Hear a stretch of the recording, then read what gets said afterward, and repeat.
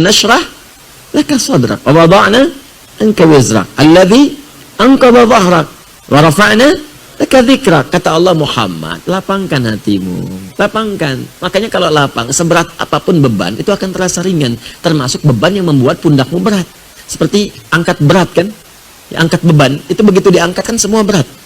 Ya, dari kepala. Makanya ketika barbelnya diangkat, wajahnya merah. Ya kan? Kakinya jitan, tangannya susah, semua berat.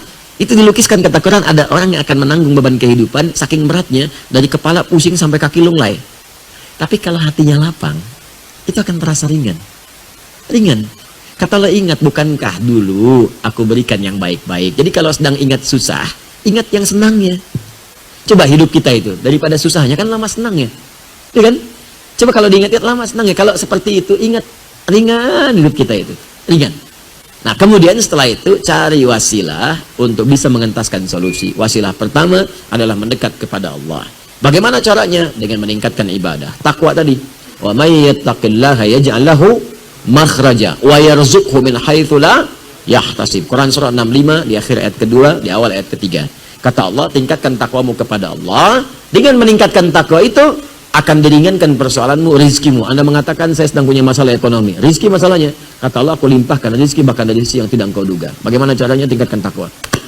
Cari kalimat takwa di Quran. Banyak takwa itu. Puasa bagian dari takwa.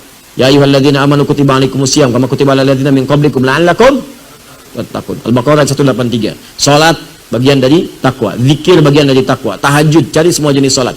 Mulai sekarang yang tadinya salat fardu tambah tahajud, tambah duha, tambah syuruknya, tambah rawatibnya, tingkatkan sholatnya. Demi Allah saya katakan, kalau Allah berjanji pasti ditepati. Kerjakan aja, nanti lihat apa yang terjadi pada diri Anda. Silakan kerjakan. Sholawat itu bagian dari takwa. Sholawat. Man shalla alayya salatan wahidah sallallahu alaihi asyra salawat. Siapa yang sholawat kepadaku, kata Nabi, sekali, maka Allah akan membalasnya dengan 10 kali. Ya. Sholawat pada Nabi, memuji Nabi, muliakan Nabi. Sholawat itu tanpa putus. Maksudnya kalaupun nabinya wafat, salawat tetap terjadi. Makanya dalam salat kita salawat. Silakan dalam salat kan salawat kan? Allahumma sholli ala Muhammad wa ala ali Muhammad. Itu salawat. Jadi ketika kita sedang bersalawat, Allah berikan salawat. Salawat kita kepada Nabi itu beda dengan salawat Allah kepada kita. Awas, salawat maknanya dari Allah itu, salawat dari Allah maknanya satu, bisa ampunan dosa. Kedua, pemberian rahmat. Ketiga, pengabulan doa. Di orang yang banyak salawat, salawat Muhammad, Muhammad. Dalam hidupnya banyak salawat, itu oleh Allah akan diberikan kemudian penjagaan. Ya, diampuni dosa artinya dijaga dari maksiat, diberikan rahmat, dijaga dari yang mengganggu. Ahli salawat.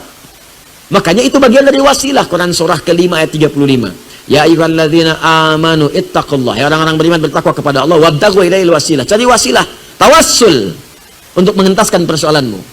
Dengan doa, dengan sholawat, dengan sholat, dengan macam-macam. Dan sholawat itu jamaah dari kata sholat. Jamaah dari kata sholat. Makanya saat Anda haji ada bus sholawat, bis sholawat. Bis sholawat itu jamaah dari kata sholat. Maksudnya bis yang mengantarkan Anda untuk sholat ke Masjidil Haram. Bukan bisnya sholawat. Masuk situ bisnya sholawat. Allahumma sholli ala sayyidina Muhammad. Bukan. Ngantarin Anda sholat. Ya, jelas ya? Jadi kalau Anda ingin sholawat silakan. Ya, kemudian setelah itu sholat. Sholatnya kalau bisa jamaah ke masjid, cari, terus kenalan dengan teman-teman, ya diskusi, mungkin di situ akan bertemu dengan solusi Anda, insya Allah. Kami berdoa semoga Allah memuliakan Anda dan memberikan kemudahan dalam persoalan Anda, insya Allah.